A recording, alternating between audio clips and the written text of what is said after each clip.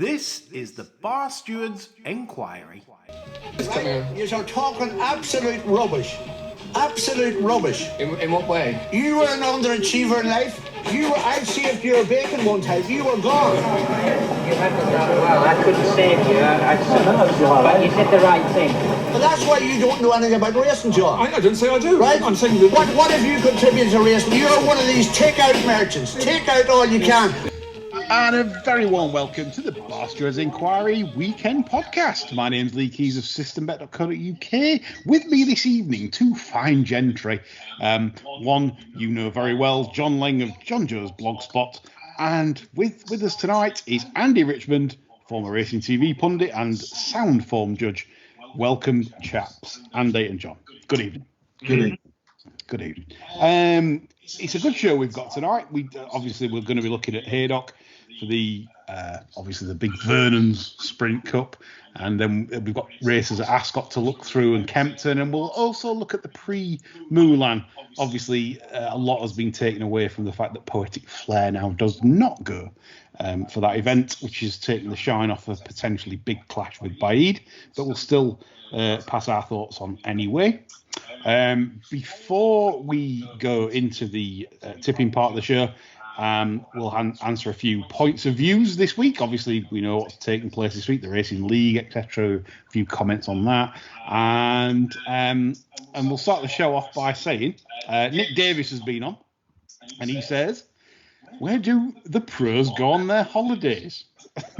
And has anyone managed to get on Fantasy Believer at Bet365's 14-1 for tomorrow? It sounds like that's Nick Davis's nap. Fantasy Believer. Nick Davis, by the way, good contributor, good form judge. He's on the show next Friday before the St. Ledger, so look forward to Nick's views for that. Gents, where do you all go on your holidays? I'll let John go first. John? Well, on the rare occasions when I do go on holiday, I think the last holiday I took was about 1984. I utterly resent sitting on a bike trading about. It sickens me to the very core of my being, to be honest. Yeah.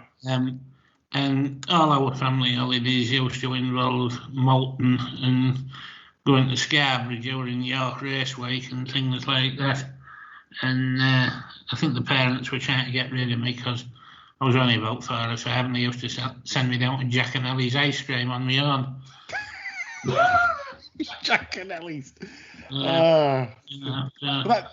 Jimmy Savile's. Yeah, I must have been a deeply undesirable kid because nothing ever happened to me. Anyway, that was the start of my school holidays. So. If on the very, very rare occasions I go away, that's probably where I'd head for Scarborough and a seafood sandwich by the harbour. Well, what can I say? I mean, it's probably better. To be fair, John, right? It's probably as much as me in these dark times. I mean, the best I've managed this year is sat on Redcar Seafront when I came up to yours to do the live pod. And me and the producer sat on the beach eating Oliver's fish and chips. Fine day. Yeah, you'd be up to your knees in sea coal, were you? It was different. I mean, look, it's Redcar, isn't it? But I mean, Saltburn's. I like Saltburn Seafront. If no one's, you've been Saltburn Seafront, haven't you, John? Loads of times. Saltburn is more picturesque than Redcar. Yeah. You know, you don't get that horrible silty smell at Saltburn either. No. Then again, Stockholm doesn't live that close to Saltburn. Stockholm, of course, the Ginger Hitler, who will also be with us on Friday's show next week. So it's a star-studded lineup. There's myself, John, Quentin Franks and Andy Richmond doing the Tuesday preview show next week, which will cover the anti-purse selections for the meeting. And next Friday, we've wheeled the Ginger Hitler out to give him some terrible abuse. He's an awful man. And he'll be along next Friday to give his views for the St. Ledger, which you can obviously not bet. Andy, holidays for you? Dear, well, holidays for me, I've shared John's not quite loathing of sitting. I don't mind sitting by a pool reading a book, but it'd probably be the form book or Chasers and Hurdlers or something like that.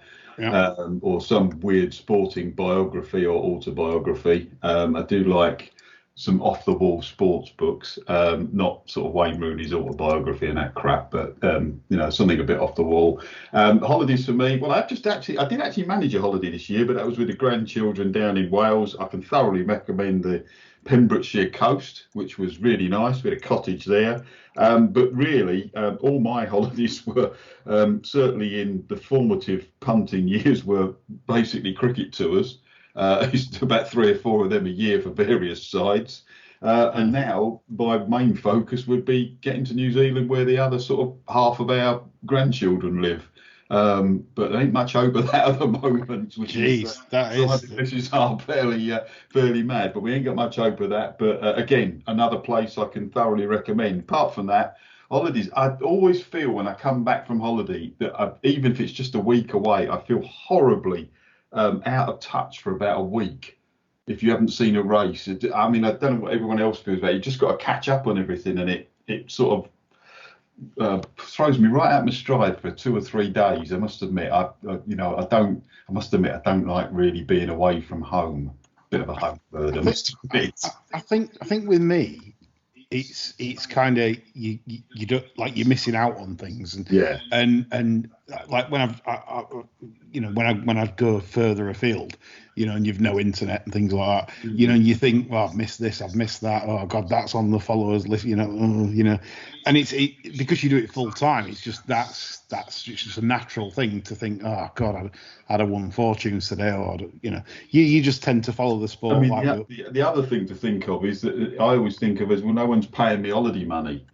I'm always paying double bubble for everything, because that's it. It's not like you're taking your week away or a couple of weeks away from work. They're paying you. At the moment, I'm earning absolutely nothing, and it's costing me double. So precisely, there's some real upside to being self-employed. Basically, there's a downside as well, but it's a great balance. And if you can do it and make it pay, and I suppose I hate the term pro punter, to be honest with you, but I suppose I've been full-time punting for 13, 14 years since I left Betfair now. So I'm still around, and that's still good around. So yeah, that's a good thing in a very difficult industry, because it's been brought up on this show a few times. I wouldn't recommend anyone coming into this game at this moment in time, but it could change. But it's certainly on the way down for anyone that wants to make a living from the game. Good thoughts there, Andy. Next question is on the Racing League. Well, it's not really a question, it's quite funny actually. John Nolan, a friend of the show, loves his sirens, does John. Was at the York meeting for all days, always comes down for York, does John Nolan. And he says, who wrote this blog, 10 reasons why the Racing League was shit, but is now great because I'm getting paid for it. John Leng, first come to you on this. Well, it is a bit astonishing, isn't it, that normally rational journalists, not that there's that many of them in racing, have come out banging the drum in favour of this Racing League when they seem to be on an earner for it. Yeah. Whereas you can't for the life of you imagine where they'd have had anything positive to say if they weren't on the payroll. And it just looks so contrived and ridiculous. I mean, the lack of self-awareness from these people is beyond belief, I mean, dear God, what's Blake thinking of, for starters? And otherwise, thoroughly decent member of the racing media, and he's running around the fucking track yesterday at Newcastle.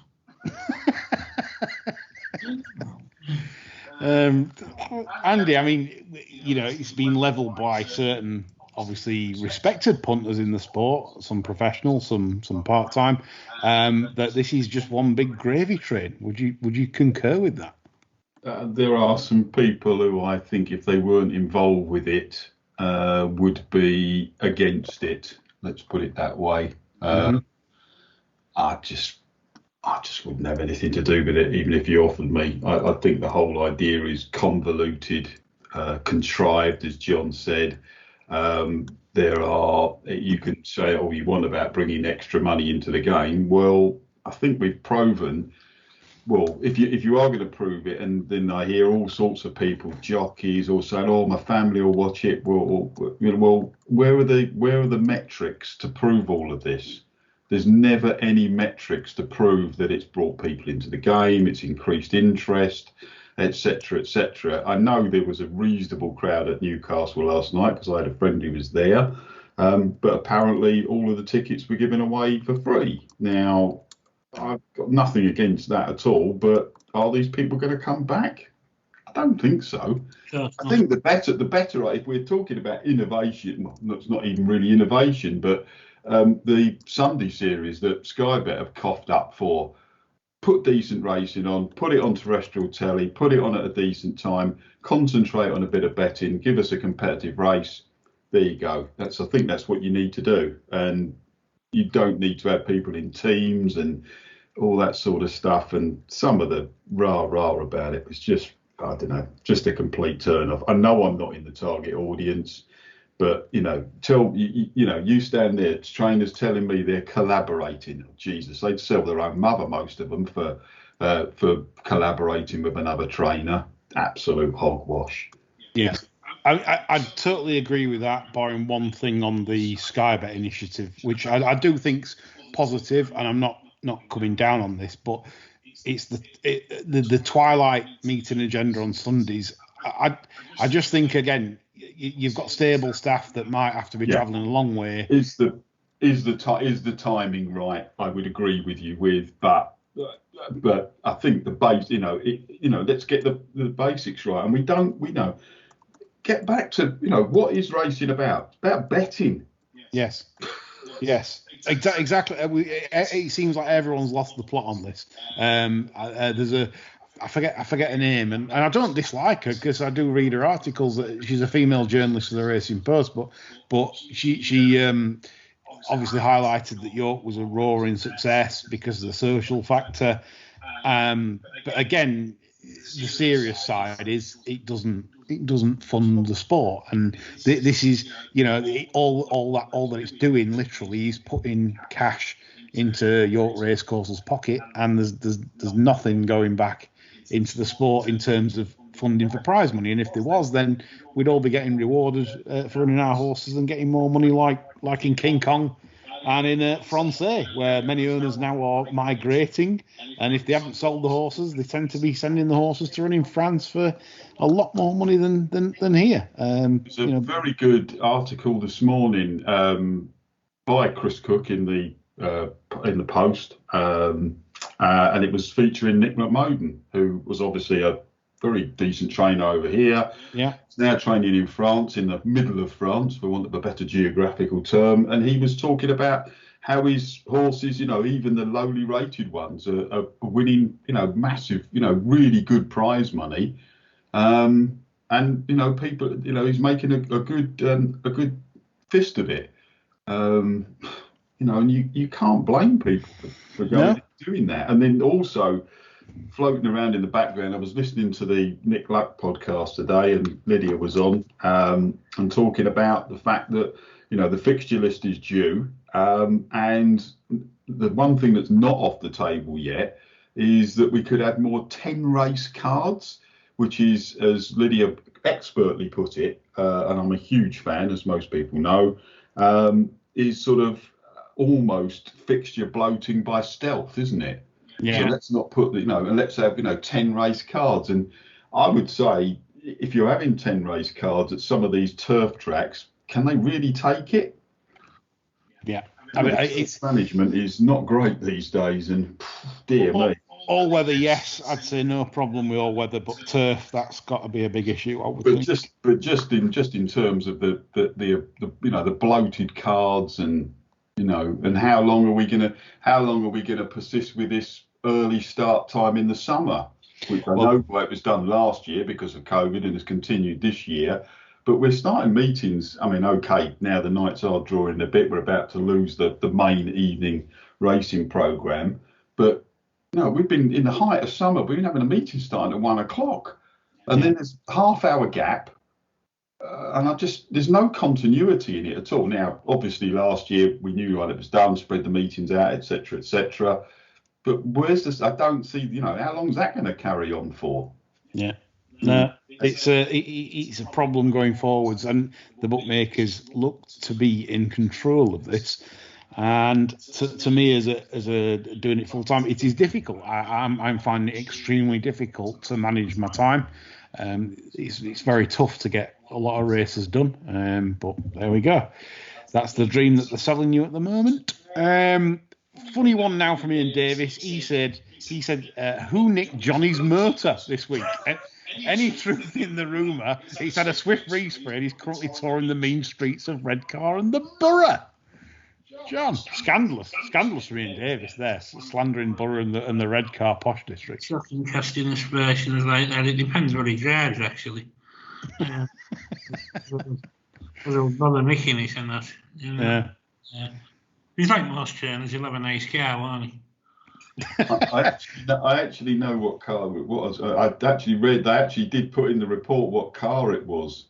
It was probably more accurate than the reports on some of the racing actually, but I forgot. It was certainly an estate car of some type. I can't remember what it was now. If you bear with me, I'll try and have a quick look. But a big, massive Volvo. It was something of that ilk. I've just got the. It was a Mercedes estate. Right. It's a strange one because the cars that they're pinching at the moment are all the sort of Land Rovers, the Range Rovers, the Jaguar SUVs. Those according to this car magazine I read, that's what they're all nicking. Probably end up in the cost of that. To be able to get your fishing shooting gear in. Well, I think majority end up in Costa del Sol, to be honest, on false plates. But there we go. And probably in the East London suburbs as well. I could probably guess on false plates, but that's the society we live in. John Stevens. Don't be dissing my Cockney mates. Exactly. Nick Davis will be furious at that statement.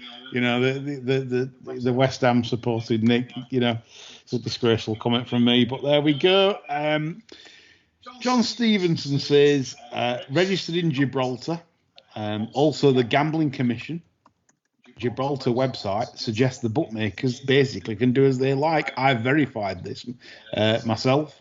Me and my producer had a good look through the Gambling Commission regulations, and John Stevens has also spotted himself. Basically, the bookmakers can do what they like because the Gambling Commission will support them as long as it's towards gambling harm. This is very dangerous, obviously, as we're seeing, regards to the suspension of accounts that are fluid, that aren't losing, that are fine. But the Gambling Commission will back anything because all the bookmakers have to do is go back to the Gambling Commission and say, we're doing it on responsible gambling, Your Honour. Thoughts, chaps? Why haven't the Gambling Commission helped anybody? Exactly.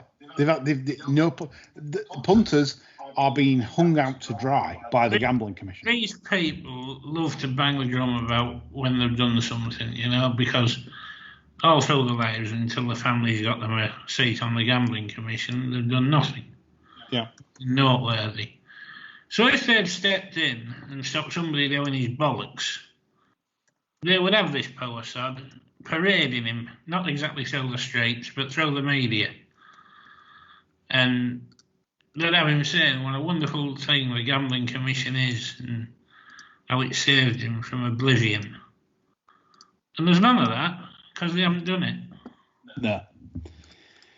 I mean, the worrying thing for me going forwards is if this government quango, so to speak, is allowed to continue in its current guise, the bookmakers know full well exactly what to do, how to do it, and they are using it for their own ends at the moment.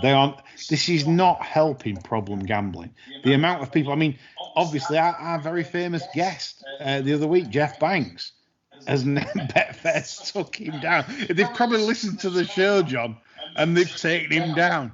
Yeah. Literally just after Jeff's lost his Betfair account. on responsible gambling. You have to laugh. I mean, so the very man himself that's bringing these measures in for his own punters, Betfair shoved it up Jeffrey. I mean, the shocker, isn't he? that's the reverse swing after 65 overs. That's just done everything. That's the Mike Gatting ball. They've given him the Mike Gatting ball, haven't they? the Shane Warne. But yeah, I mean, I had to chuckle because it was such a good topic of conversation, and then poor Jeffrey's now lost his Betfair and he's going berserk. I can see legal wranglings. Jeff doesn't mess about. He'll have him in court over this. He loves a court case, does Jeff? See Jeff in his penthouse now with his white toweling dressing gown on speaker to his legal team on speakerphone, telling them how it is and what he wants doing. Yeah, with his scantily clad young female. Dynamism. It's all about dynamism. I know Jeff listens to this, so this would be funny. Anyway, but yeah. So, John Stevenson, you're spot on. We are screwed because the Gambling Commission basically has given bookmakers full license. They don't need any legislation to do what they're doing, and it's a massive problem. But yet again, how many punters are represented on any of these things, on any of these four punters, the BHA? No one represents punters. How many winners have we ridden?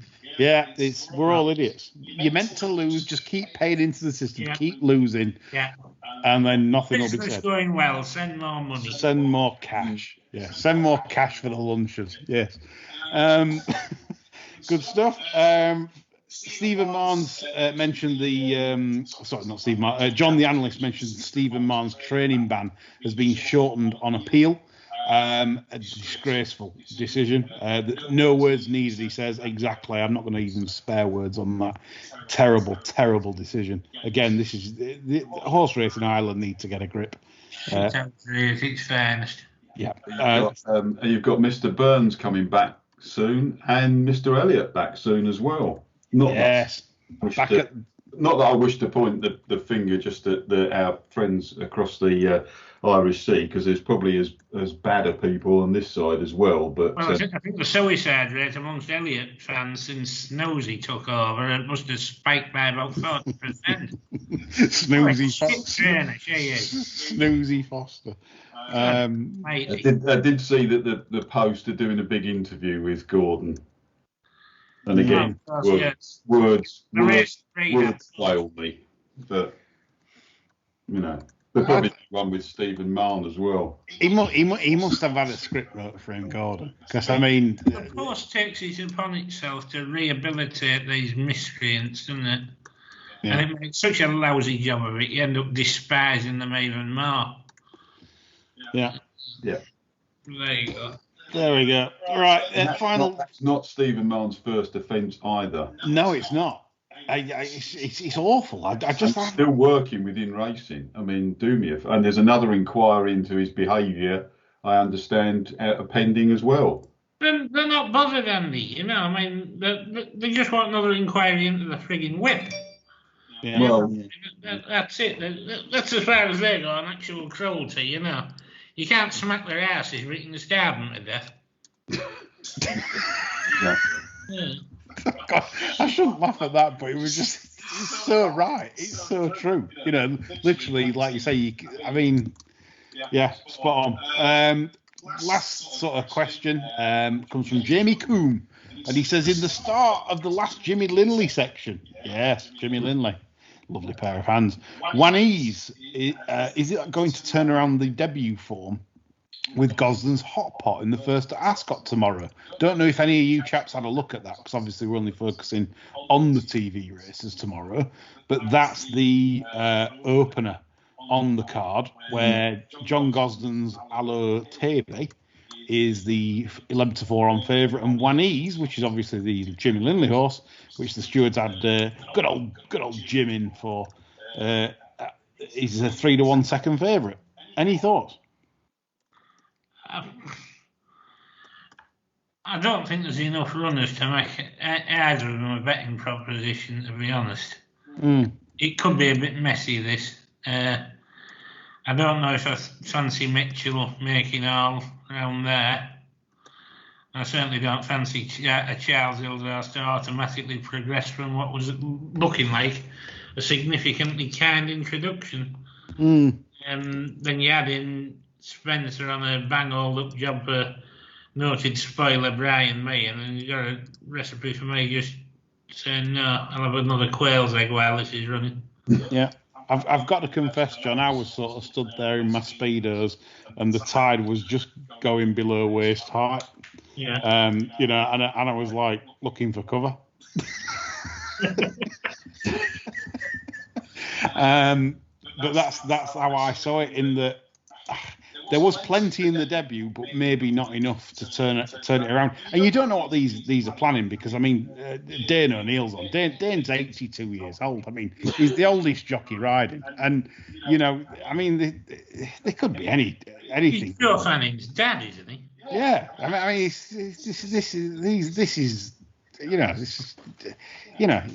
this for me is a real race to avoid. This is the Bar Stewards Gin and Pate race, where we can just watch and go, if Juaniz wins, we can say, we told you on Jimmy Lindley. And then if the Fab wins, well, we can say on tonight's show, well, we're a bit lukewarm about it. But yeah, sorry to sit on the fence, but that's exactly where I'm at. I'm not really sure what to do. I'm not even on the fence, I'm behind the fence, hiding. I did think Charles Hills would have sent this for that maiden. I think it's next Friday at Doncaster. It's the 7 furlong maiden he always targets every year. What he's doing anymore. Well, retired Batash probably too soon. I mean, that was my view. I mean, I don't know what you guys think with Batash, but I actually felt that the race wasn't run to suit at all at Goodwood. Yeah, it wasn't. And it was a very rash decision. I felt I was quite shocked by that. He was fairly.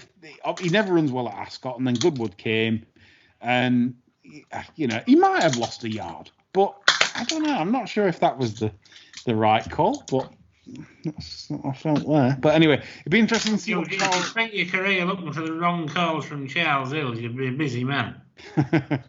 Be interesting to see what Charles does run in that Friday race next week at Doncaster over 7, because, as I said, he does target it. I look for it every year, and I thought this one would be in it, because obviously this is 7 furlongs, so he's not. Has he got a better one? He might have a right tool for one at Doncaster next week. Anyway, that's enough of questions. It's time for the real part of the show now, where we cost you some serious cash. And we go on to tomorrow's cards, and I think we shall start at possibly the what I would call the worst of the three meetings. Kempton. We'll go to Kempton. Go to Kempton for the sandpit, for the Cyrenia Stakes, a Group 3 affair over 6 furlongs. It's the 205 race. Current favourite is the Clive Cox trained Wings of War at 7-2. Andy, I'll start with you on this.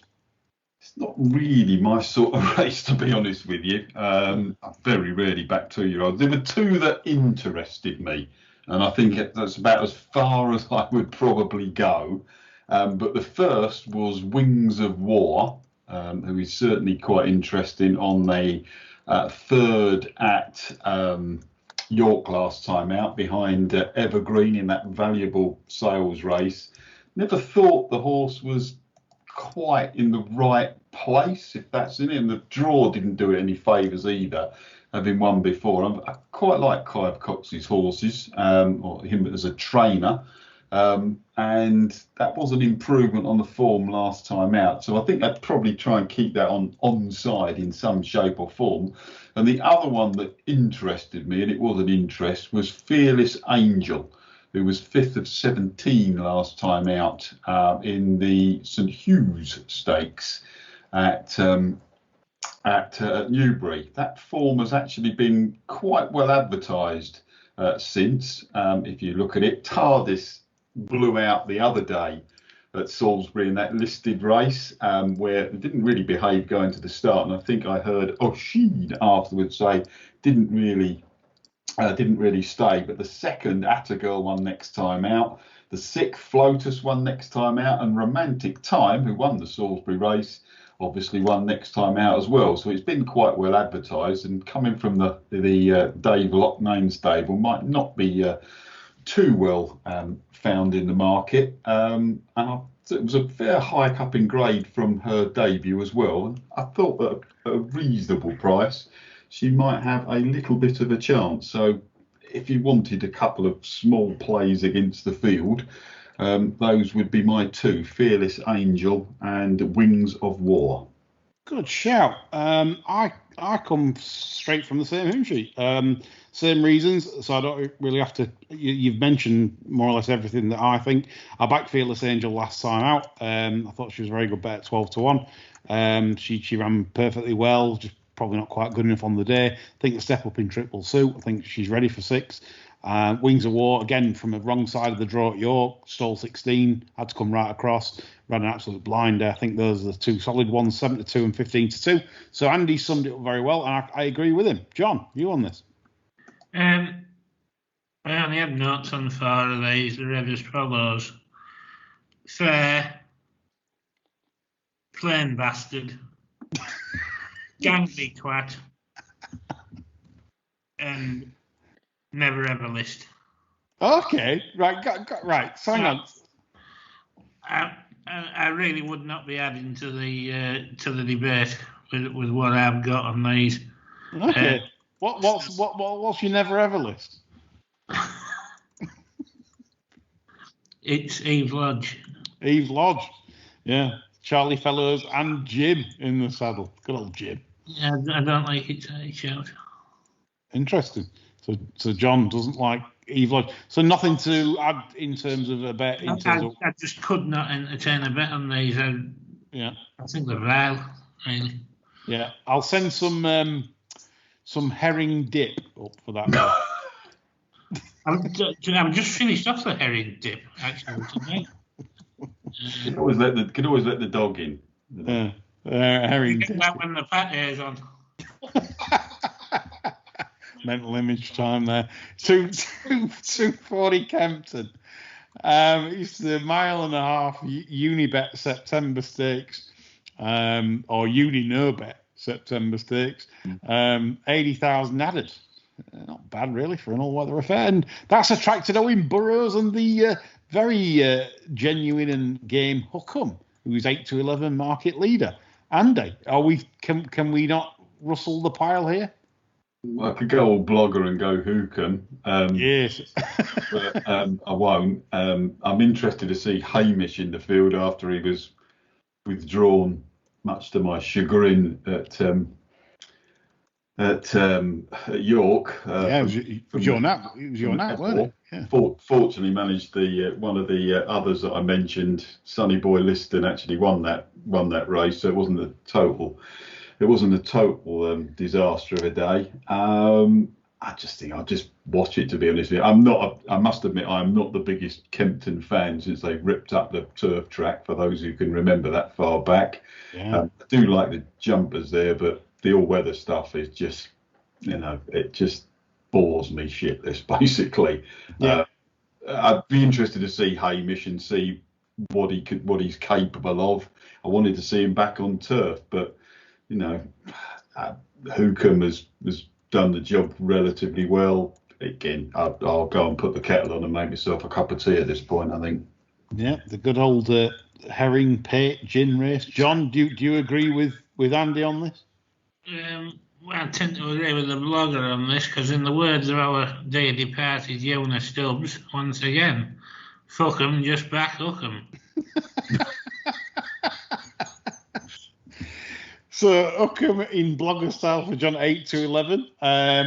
Obviously, I like. Obviously, I was very interested in Andy's case for Hamish on the pod last time. So I'm a watching brief on this, only because the lady loves milk tray, but no, only because there's not much pace on, and I just think, I can't be doing with another tactical crawl, mile and a half around Kempton. I'm probably in Andy's camp here that it's just a bit of a turn off. So from a betting proposition, I'm certainly not getting excited. But listeners, stay tuned because there is more exciting things to come. I can promise you. I've got one for you later. So keep with us, even though we're not flying at the moment. Right, next race we're going to move to Ascot, and they've got 2 races on the old telly box, and the 3:10 race is the mile and a half Lavazza Stakes. It's a heritage handicap, which the Barbadian Baron has Waran as the 11-4 favourite. John, I'm going to come to you first on this one. Well, I thought Waran was a little bit unlucky at York, but I mean, overall the stable's in dire form, isn't it? I know he's just had a winner at Kempton, but God's sake, I mean, all in all, this season's been worse than a write-off. There's nothing more forward, really. Boss just won at Kempton, is it Migdam? Yeah. God, that had its cock out at Nottingham. Yeah, it was unbelievable. I've kept its cock in tonight. It was so colty. That was so colty on debut. Anyway, sorry. Go on. I think you probably bunged one of the lads 20 to take the steam out of it before it. So yeah, Waran was a bit unlucky, but I just can't back anything of theirs at these sort of prices at the minute. I mean, I give my Frankel another chance today, and it's run like a rotting corpse. It was disappointing. So for me, I think we need to get it open to the belly button and get on the shirt. The shirt? I mean, Chalkstream's hardly gone up for the last win. The thing that it beat Barnell's won since, the form's absolute concrete. It's Greedy Betty at Ascot, Get the flags out. Yeah. Greedy Betty. We love that one. So Chalkstream for you at around the 13-2 mark. You think that's the one? I do. I couldn't back Waran. No. Okay, so that's John Chalkstream. Dissing his mate there, the Baron. He's not siding with him at 11-4. Andy, for you in this, what did you think? Well, whilst I agree with John that Waran ran quite a nice race at York, behind mitigation over 10 furlongs, and he might actually need this trip. But Mr. Stout, the Baron, has run 11 horses in this particular race. He's had 1 place contender. Wow, good stuff. So at under 5-2, I think I'd probably have to be pushing the pink button on that one. And it is quite a nice race. Mr. Haggis, the shagging shirt, runs 2. Chalkstream. I'm quite interested in the other one, Candleford, handicap debut, stepping up to 12 furlongs. But I'm going to row in with John here. I think Chalkstream, who's won his last 2, as John said, that is pretty decent form, beating Barnell, who duly cantered up at Beverley last time out. 5 of the last 10 winners of this actually won last time out, and there are 4 last time out winners in this. You can work them out yourselves, but that's one little stat for you. And one other trainer who's got a good record in this is Mr. Varian. I can't believe we haven't got a nickname for him yet. Do you know who he reminds me of? Michael Gove. We haven't got a nickname for him. Actually, we have got a nickname for him. It's just we would actually get taken off the air. Right. Okay. Well, you can tell me that one when we're not on there. But he does remind me of Michael Gove. I don't know, there's something about it's a weird one that. But he has won the last 2 run-ins of this with Chandos and Apparate. He also won it in 2014. He runs Alfadel as his first try at 12 furlongs. But I thought it was a pretty decent run last time out. So I'd certainly be with Chalkstream. Respect Alfadel. And I think it's sort of under 5-2. And that marker, I would be against Waran in this particular race, which is a heritage handicap. I know not which heritage handicap it is, though. Good stuff, chaps. I felt a horse that's normally would be owned by a national hunt owner in Ashley Head, the Jelly Deal team of Gary Moore's. Champagne Piaf did extremely well to win at Windsor. it wasn't the right track that day for him.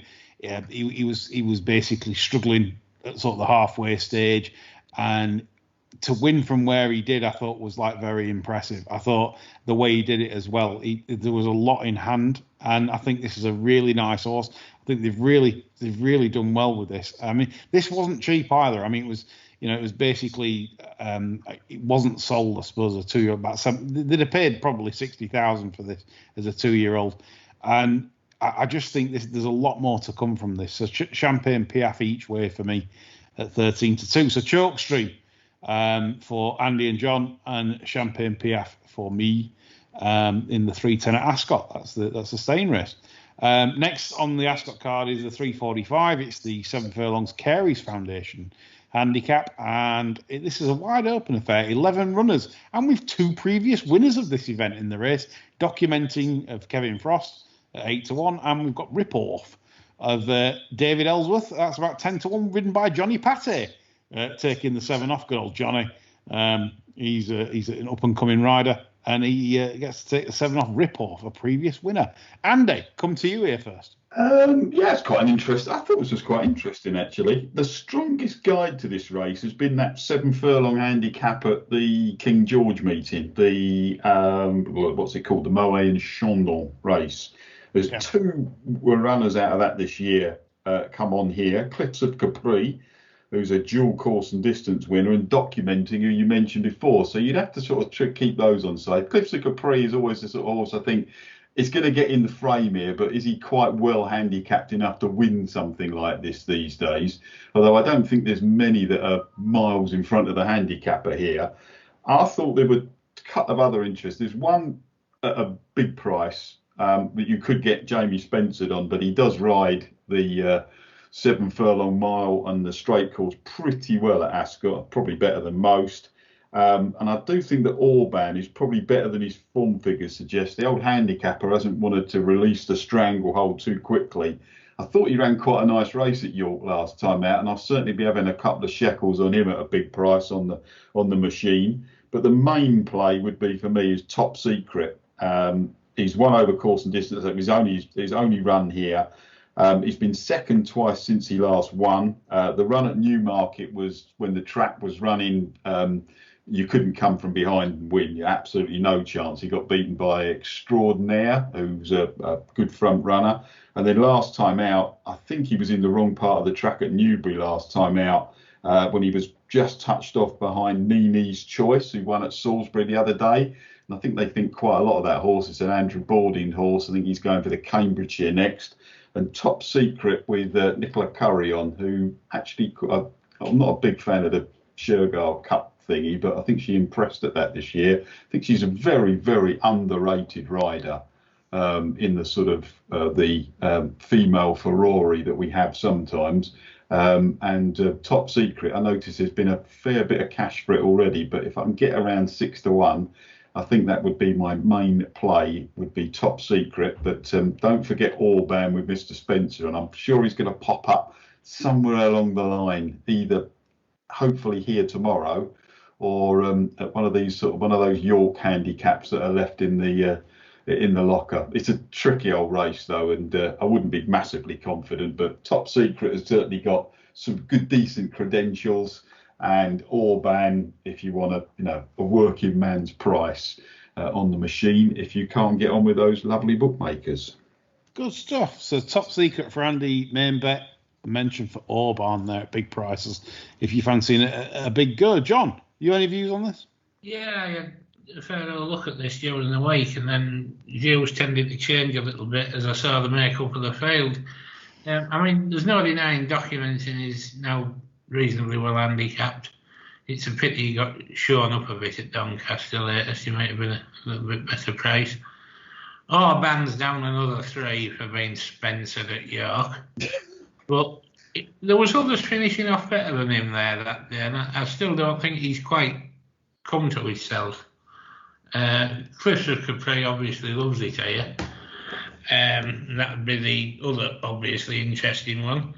But one of my best bets of the day runs here, and it is Mystery Smiles, who is forging a bit of a new career as a miler. His best runs have been under Rob Hornby, who rides here. Two runs back was an excellent run. He was sold previously, lost miles of ground at the start of the next time. The yard's in great nick. You add into the mix, he's had his knackers off. There might not be enough pace on here for all these old-up diehards round Ascot that love it here, like documenting Cliffs of Capri. This one will go reasonably handy and track what little pace there is. So I'll probably get first run on these, and you'll certainly get an opportunity to get out in running, because I can see this one going very short, about 2 out. Yeah, good stuff. We'll travel all over these. Yeah, like it, like the reason. Some good stuff there, both from Andy and John. I'd be interested to see how Cliffs of Capri gets on. Obviously, favourite venue of his for the lockdown 10. Around the 13-2 mark, I thought he'd be possibly playable. Maybe I'd be more looking at the place markets on the machine, really, for him. But yeah, it's an intriguing race, but some good cases made there, chaps. Thank you. We move on to Haydock, the main meeting of the day, which is the big Vernons sprint. We start off with a 145. It's the Superior Mile Stakes, a Group 3 affair, where Lord Glitters heads the 5 runners and is half-arm 6-4 favourite. John, I'll start with you on this race. Well, in the words of a well-known racing blogger, lift him on, damn it, lift him on. Lift him. You know, you can't really back my over on the rare occasions the shirt reaches for the blinkers. It usually means the funeral was 3 weeks ago. I just can't be getting involved there. May Danny's got about 200 stone to find from his handicap form against these. I think Bell Rock will find it about 3 ticks on the going stick too for an artistic rifles is nowhere near good enough. Lord Glitters will probably go for odds on here. Of course, I mean, I forgot to mention Faster Than Light, who's a contributor to our Twitter feed, mentioned today that. Can you remember a time when the Haydock going within the 9s, Andy? No, I couldn't believe. I nearly fell off my chair when I forget who it was. It might have been, certainly I think it was Peter Norton or Niall this week at Haydock had gone and pursued Kirkland and asked him if he was going to water, and he said no. And I thought he was. I mean, that would have been my nap of the week, him to throw some water on this. Yeah. It's a 101 chance. Yeah. I mean, Jesus, he's got every opportunity to throw a bit of water on, because it hasn't. I mean, I'm about 10 miles from the track, and it ain't rained up here for weeks, and he's not got the watering can out, not unless he's out under cover of darkness, but he's left it alone. Good. Maybe he listens to the show. He was so desperate for this favourite to run in the Megan. Well, he had the kitchen roll out and he was blotting the track last week. Sheet after sheet of one shit. It's advertised on the telly with a Spanish bloke. You only need one shit. Other tissues are available, I think you meant to say as well, John. No, you only need one shit, apparently. And we got one with Kirkland.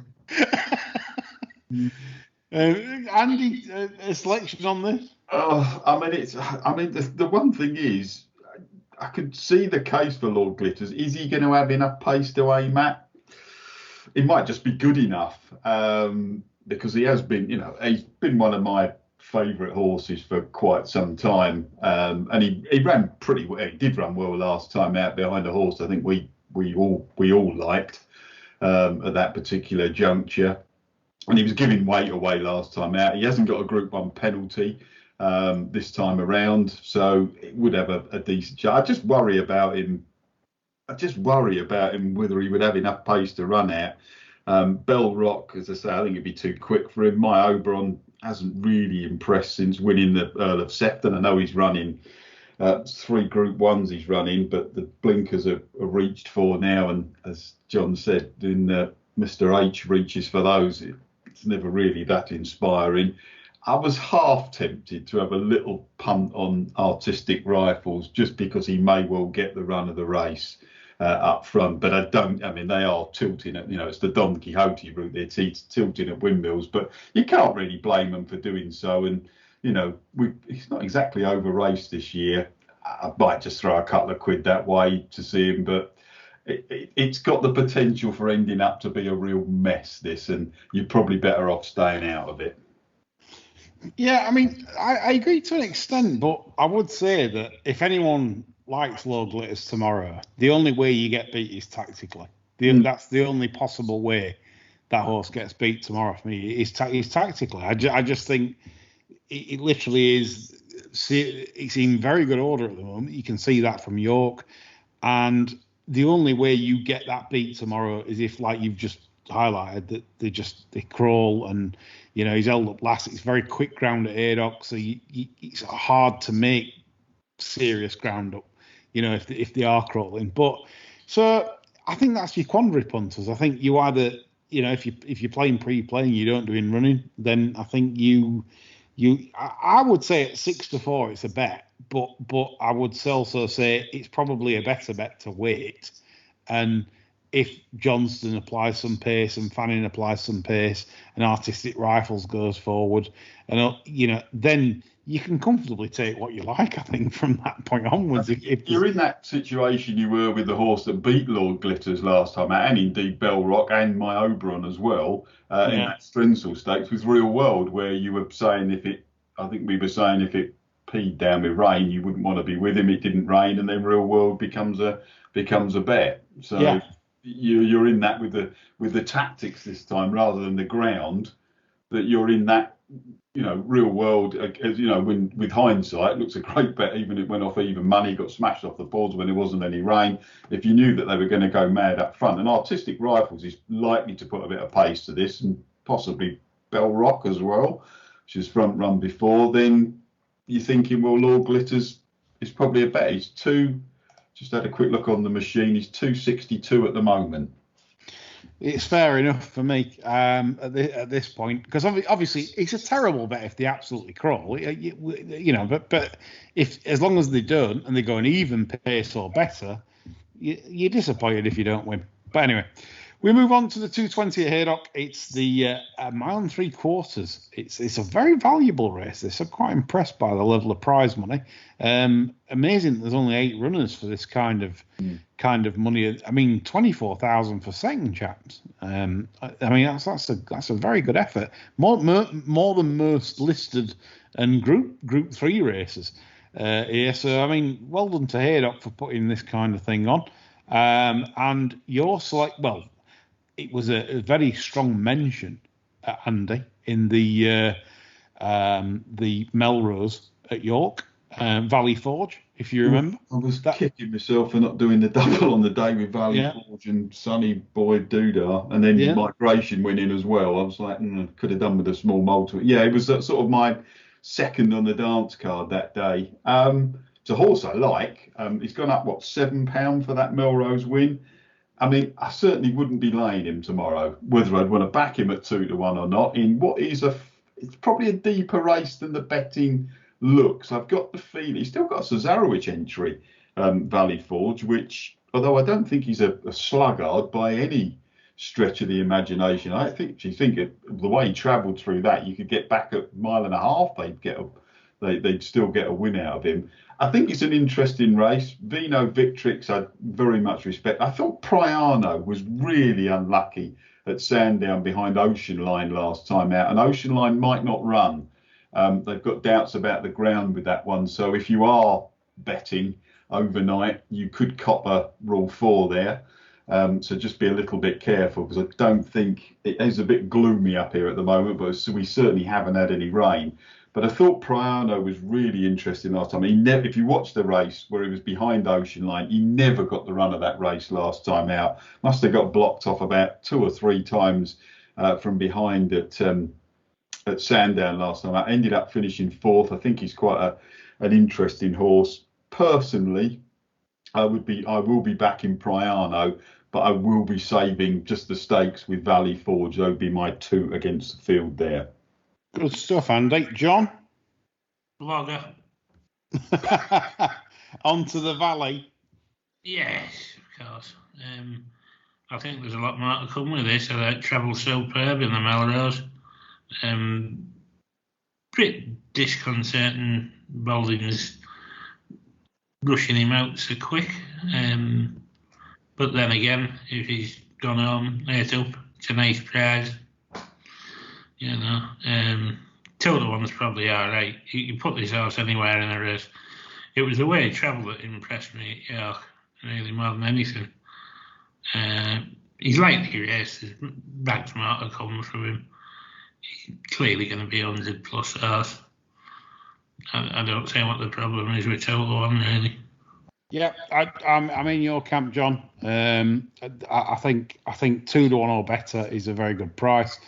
The Melrose form is uber strong.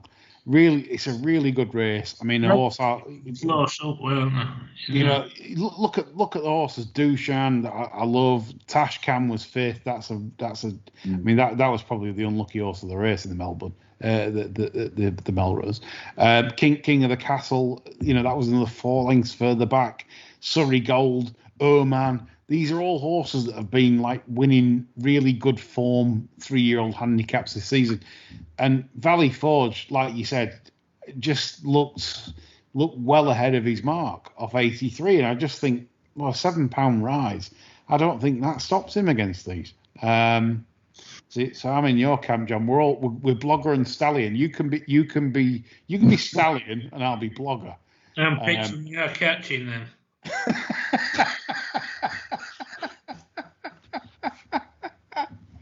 Yeah, something like that. So Valley Forge for me and John. Andy obviously likes Priano, but remember that Andy did love Valley Forge in the Melrose. Remember that he did.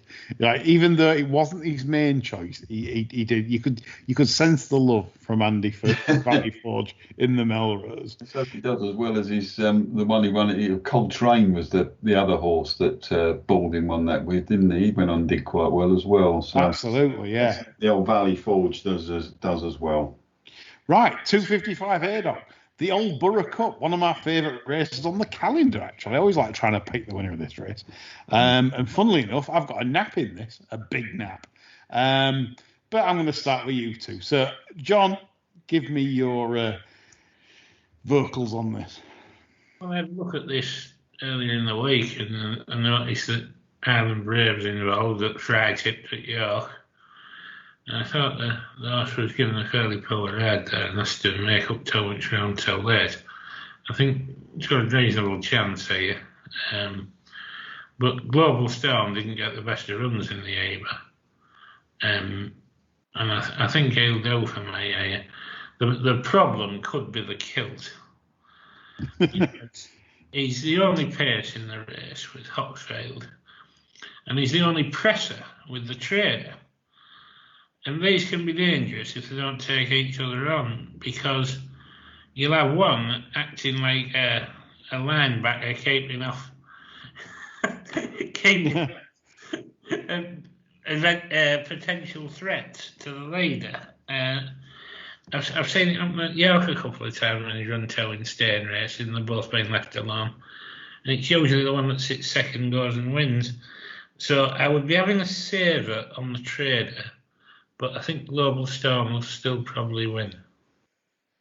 Okay, Global Storm for John, with a saver in case the kilt tries his underhand soft lead tactics. In the Borough Cup. Andy, your thoughts here to join that? I respect Global Storm. I can see where John's coming from with the Ebor run, which it wasn't without being, I wouldn't call it eye-catching, but it was certainly enough there, and he didn't get a brilliant run through.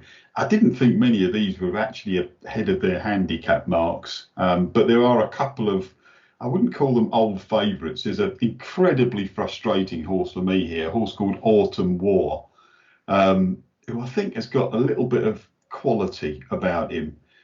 He's usually held up, so I'm hoping the kilt does go mad up front with his two. And he's been a real frustrating horse. I think there could be a little bit of a screw loose with this horse. But the 3 seconds, in a row have put that in. But I think he's quite a bit for those of you who like a little bit of a trade. I think he's big enough to trade in this. He's a double figure price. He will travel well. He's got one of my favourite riders on in young David Probert. Is he young anymore? I don't know. He always seems very young to me. But I think he's had a superb season. Just to digress for a minute, David Probert. Every time I see him, he rarely makes a mistake. I just think he's very, very good. I think he's still incredibly underrated. But on Autumn One, I think his style might just suit him tomorrow, just to bring him into this race quietly. I don't think he's the easiest. I don't think the horse wants to hit the front too soon. You can watch his last 3 races and you'll see that's certainly the one, Goodwood on his latest start. It's not the strongest class 2. I think he might be better back at this trip. I'm hopeful they'll go a decent pace, and they might just ride him a little bit handier than they have been in the past. But I think at a double figure price, where I don't think many are that particularly ahead of the handicapper, then he would probably do for me, along with Rhythmic Intent. I'll give a good mention to. The ground might be a bit too quick. I thought this was going to be a really good horse last year when he won he won a race. I think it was at Newbury last year. He ended up finishing second in the November handicap, and he just looks like he might be coming back to a bit of form. He has run well here before. I think the ground might just be a little bit on the quick side thing, but if you get some soft ground in the autumn, I think that Stuart Williams has actually got this horse back to near his best, and I'll be interested to see what he does with him tomorrow. If he pulls him out, then keep him in your whatever you use to write your horses to note down in your little notebook, because I think he might be useful over the autumn. But I'll have a little play on Autumn more as a trade or a each way play or something like that. And Rhythmic Intent is certainly one I'm keeping an eye on tomorrow. Good stuff, Andy. Good analysis. John Leng, your thoughts on this? Well, I think overall it's. I mean, are you after listening to Andy? Are you confident on Global Storm? Are you? I'm happy enough with my horse, really. As I said, I think the kilt's definitely a potential spanner in the works here. Because I don't think this is as big as it usually is it? It's only about 16 runners, isn't it? Yeah, it's a smallish field. I mean, the one I'm going to put to you now is the one that it's man up of the weekend. It's a very large price. I can't believe the price, to be honest. You might scoff at this, but Sextant of Kenny Dalglish and Callum Rodriguez. Cannot believe this is 25-1. I'm in shell shock. So they've got this from the Baron, 76,000 they've paid. They ran third to Johnny Drama at Kempton in a listed race back in December. They then went hurdling, typical of straight line construction. Forget that. And then back on the flat. So what do they do? Huxley, Japan, Hookham, Una Stubbs, Goodwood. And then the first sign of form was behind your horse, John. Yeah. Global Storm in the Copper Horse at Ascot, where both had really, I didn't think great trips for either. Sextant missed the break, which he does do a little bit. He was beat 5 lengths, but he's £7 better off with Global Storm for that. So basically, you're dealing with one at the head of the market. You're £7 better off for 5 lengths. So if you just take that literally over 1.6 miles, and you say, well, if Sextant gets within a length or two of Global Storm, you might not be far away. Well, what boosted me was the run on Thursday, where he didn't look off behind without a fight. It looked like a spin to me. Just basically never put in the race. It finished with gusto off a slow pace at Haydock 2 days ago. if you watch the race, you'll see in the closing stages, go another half a furlong, another furlong, and it's probably going to win. 101's fair. It's a class horse on its day. Keith Dalgleish improved Chichester from Stout for me for a while when he first got it. And I just thought Sexton, a rather enormous 25-1 was terrific value. I'd have it probably half that. You can get me, you can get five places each way, or if you can get on with our friends at Betfair and Sky Bet. It's only 22s, but that is with five places. 25s with 4 places with William Hill at the moment, if you can get on. That's just incredible because you've only got to look at the form. You just watch the Ascot race where Global Storm was 5 lengths in front of it, but you're getting £7 more. And obviously a better purse position, i.e. Sexton was drawn wide, missed the kick, had to drop right in, ended up, on the dead rail, all the way around. And I just felt that Sexton had just far more to offer than the price suggests. I just couldn't believe it. I thought, how have they put it in that? Nicholas T for me won a freak Ebor, a freak Northumberland Plate. The Trader is what it is, exposed. Island Brave fairly exposed. Hockfeld exposed, possibly gets a lone run. All Right Sunshine I think's a bit doggy. Indianapolis doggy. Autumn War, like you say, Andy. You're not sure about him. You're not sure. No, I'm not sure. It's not a good race.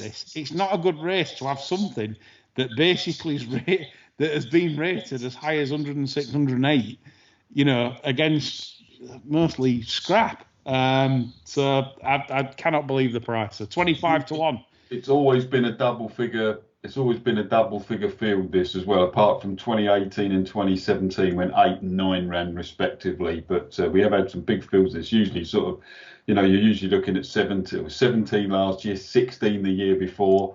17 in 2016, 16 in 2015 when Nikita won. So it's always been that. So it's a relatively small field, and if you can get the old extra places with that, I thought you might be having a there'll be some business done. Business. We're approaching business for that race. Anyway, 3:30, the final race of the Haydock card for the Saturday TV races. Obviously, the big race, the Betfair Sprint Cup. Andy, I'm going to come to you. Starman is 10-11, a very heavily backed favourite at the moment. I'd probably have to go all blogger on this, really. It stayed dry. They haven't watered. They obviously wanted to attract Starman. And he did look pretty decent at winning the old July Cup. He does look a decent horse. I suppose we've got to delve into the subsidiary markets for this. If you start looking at, if you don't want to be betting at, even on the machine at the moment, you're betting about even money. I can see why some people would. It's not really for me. Look at the others. Creative Force, probably wouldn't mind a little bit of a cut. He's a Jersey winner over 7 furlongs. I think he'd probably need a bit of a softer ground, and he's got a couple of lengths to turn around with Starman from the July Cup. Glenn Shield was just behind Creative Force at Newmarket. I think his better form's probably on soft. Art Power wouldn't be for me particularly. I thought if there was an interesting one in those without the favourites, other markets, the place markets, etc., it was Supremacy. It was a Group 1 winner over 6 furlongs as a 2-year-old. It needed the run first time out. Missed Royal Ascot. Got a horrible draw in the July Cup in first time blinkers when he stayed over the far side. I don't think he's had a real shot at anything like this for a while. I do, as I've stated before, I quite like Clive Cox and these things. Drawn in 3. I think, he's a little bit overpriced in the context of the race. I think he'd be one for me. If you can get on each way without the favourite, there's not many people do those markets, then that'd be the way I'd be going with Supremacy. But I might just have to try and have a bit of a dabble in the old place markets and have a dart at the win market, because obviously it ain't that easy to get on with these lovely bookmakers these days. Indeed. supremacy for Andy at big prices. Maybe look at the exotics and place markets in that. But like Andy says, Starman, that's for me anyway. Haydock clearly wanted it to make sure he turned up, and they didn't want any overwatering and tops cutting off, because otherwise the race would have been descended into a Group 3.